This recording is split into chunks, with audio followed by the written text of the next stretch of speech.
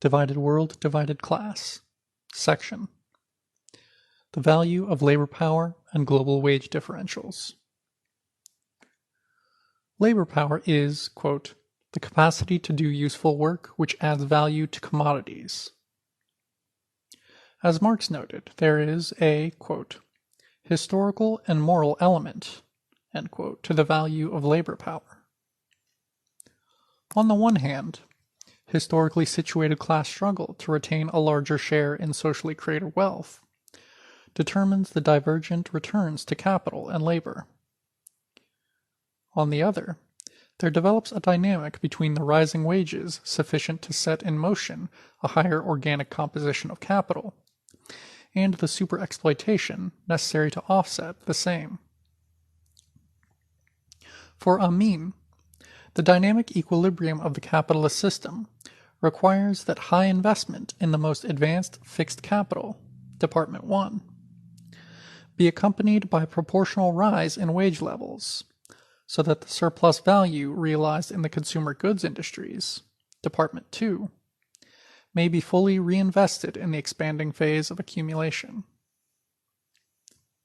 Footnote from Amin. In addition, quote, unproductive consumption of surplus value in the service industries, as well as in the state-funded armaments and public services economy, Department 3, may temporarily offset capitalism's tendency to stagnation. End footnote. Since, however, there is an inverse relation obtaining between rewards to capital and labor, respectively, rising wages are only possible where additional sources of profit have been captured and secured against competitors. A central dynamic of modern imperialism is, therefore, based on capital's attempt to resolve the contradiction between the necessity of rising wages to facilitate the valorization of oligopolistic capital, the productivity wage squeeze, and pari passu, its struggle to acquire fresh injections of surplus value through the exploitation of a low-wage workforce. By contrast to many left economists who persist in defining exploitation as the gap between workers' wages and output in any given country, the present investigation of exploitation has the global capitalist economy as the basic unit of analysis. Today, the prices of production and the sum value of all commodities are determined on a global scale insofar as capital has the ability to circulate across every country to secure the highest rate of return on investment. Footnote. Marx writes, quote, the prices which obtain as the average of the various rates of profit in the different spheres of production, added to the cost prices of the different spheres of production, constitute the prices of production. End quote. End of footnote. The accumulation of capital takes place on a world scale to the extent to which there exist no legal or political impediments to the free movement of commodities and investments.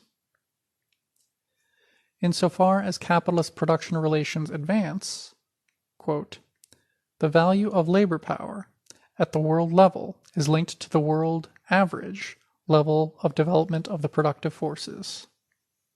End quote from Amin.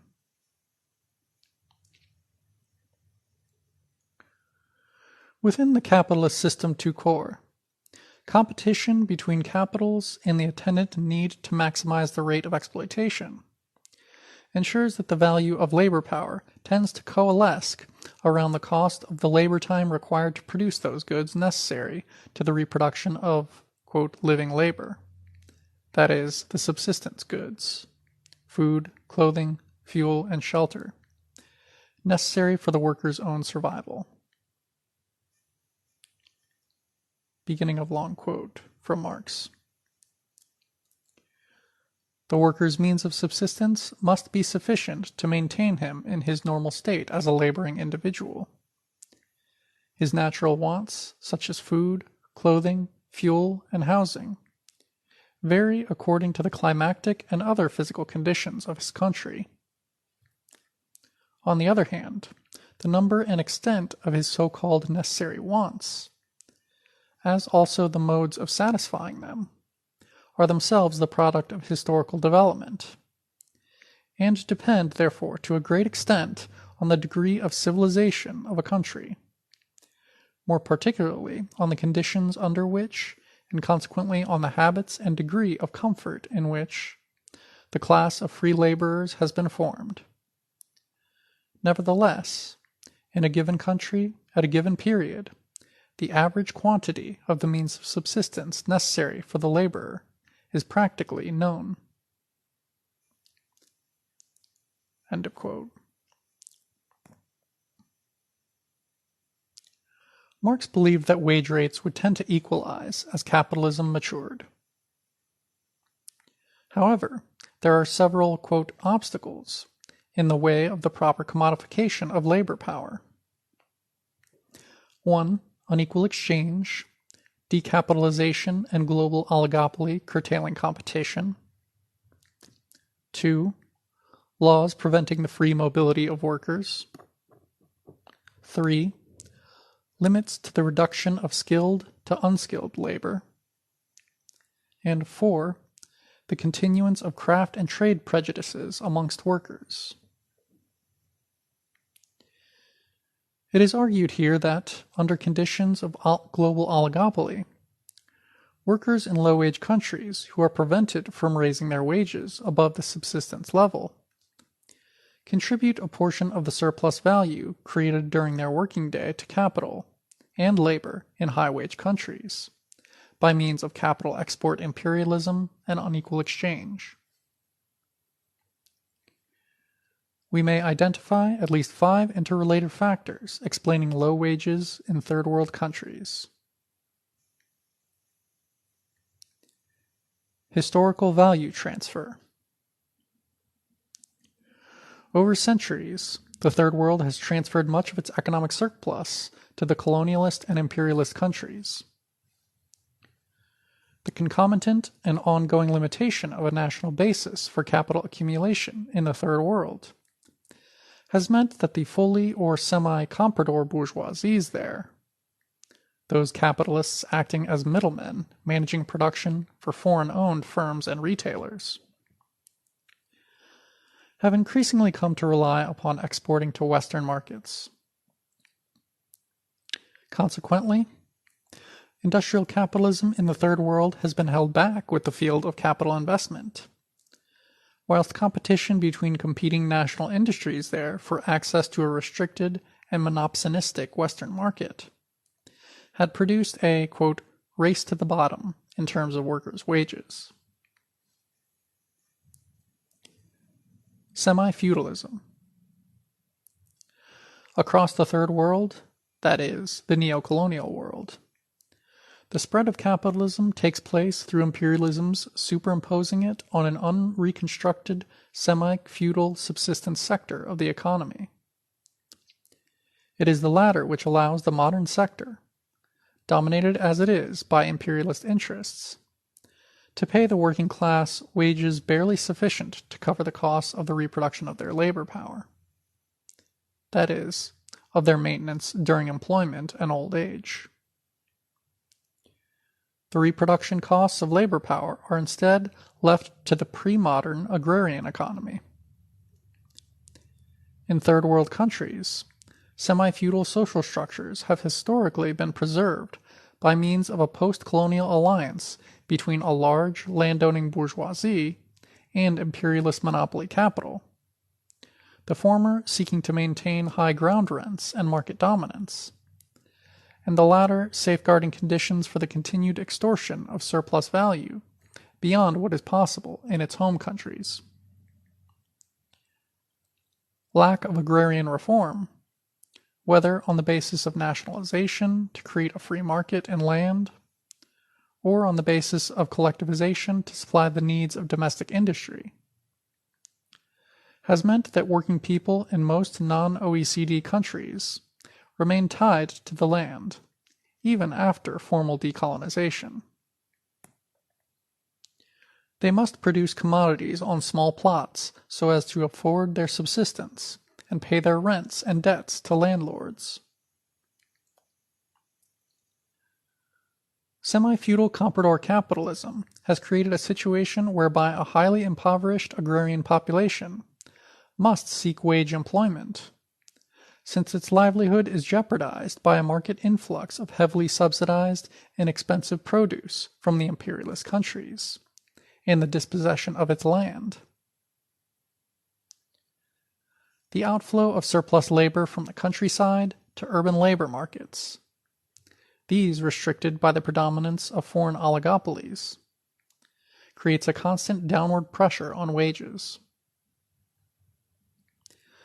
Without a free market in land and labor, third world workers often do not receive the true value of their labor power, namely, a living wage covering the costs of food, clothing, fuel, and shelter for their family. The superexploited proletariat in the non-OECD countries relies upon the unpaid, quote, domestic labor of their disproportionately female rural counterparts to make ends meet, since the starvation wages they are paid may not otherwise meet the costs of the reproduction of their labor power. Systemic underemployment. The displacement of traditional producers, unable to compete in a new capitalist market dominated by industrial production and large-scale capitalist agriculture, creates a mass of unemployed and underemployed workers living in abject poverty. The numerical size, social marginality, and desperate poverty of this, quote, reserve army of labor are the major cause of the inability of workers to organize for higher wages. The growth of demand for labor, and hence rising wages, depends on the rate of growth of the economy outstripping that of labor, quote, productivity. That is, in capitalist terms, the total price of the final goods and exports divided by total labor time. Where this demand is less than the rate of growth of the workforce, the relative size of the reserve army of labor, and hence absolute poverty, will increase. In third world countries, even where economic growth is high, labor productivity is so great, reflecting the national bourgeoisie's high demand for mass-produced luxury commodities, as opposed to traditionally produced goods, and also the eviction of peasants from their land through real estate development and mining projects, that the size of the reserve army of labor can only increase. In Europe, by contrast, the relative size of the reserve army of labor was reduced in two ways. Firstly, massive migration to white settler colonial countries, particularly the United States, Canada, Australia, and New Zealand, ensured not only that domestic labor market competition was kept low, but also that the minimum wage was high relative to opportunities for workers to earn a higher standard of living as settler farmers overseas. Secondly, most dispossessions of pre-capitalist producers, unable to be absorbed into the working class, occurred not in Europe, but in its colonies, where the import of mass-produced European goods resulted in deindustrialization, mass pauperization, enduring underdevelopment and low wages.